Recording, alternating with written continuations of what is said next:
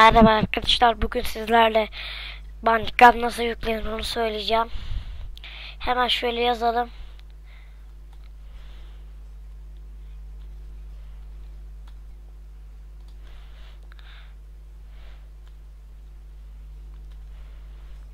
Bu şekilde Bandicam'ı indir yazıyoruz arkadaşlar. Bandicam en iyidir, ilk çıkana tavsiye ederim.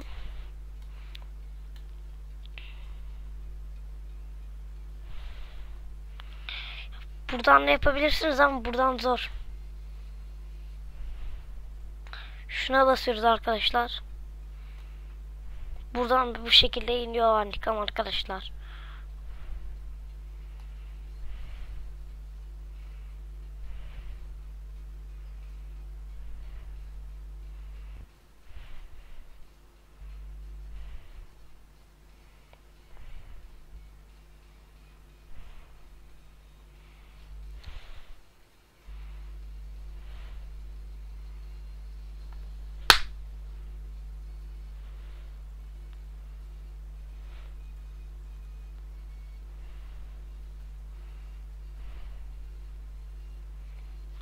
Arkadaşlar bugün erken biz ne yapalım mesela?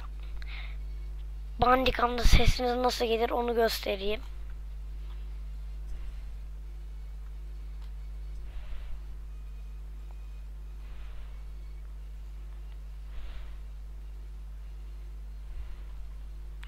Bandicam'ımız şu anda açılıyor. Bandicam'ımıza nasıl sesimizin falan açılacağını göstereceğim arkadaşlar.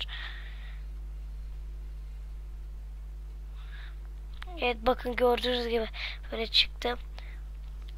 Bakın genel burada video görüntü çıktı, bilgi var. Çıktı çektiğimiz videolar var.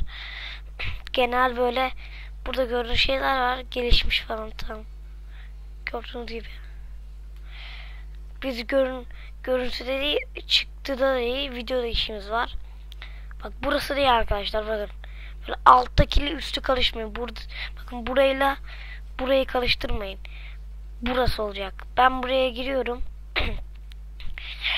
Buradan gelince arkadaşlar bakın. Şöyle buraya ayarlıyorum, bakın. Buraya. Sondan burası. Oraya ayarlıyorum. Sonra ses geliyor. Ben onu yüzledim. Buraya gelince buradan şöyle göstereyim ben. Bakın şurası. Gördüğünüz gibi bunu ayarlıyorum. Ben sesini 50 yaptım bunun. Bu ya açtığımız videoların sesi falan 2 set karşıt, bunu açacaksınız. Bu açmazsanız olmaz. Haberiniz olsun arkadaşlar.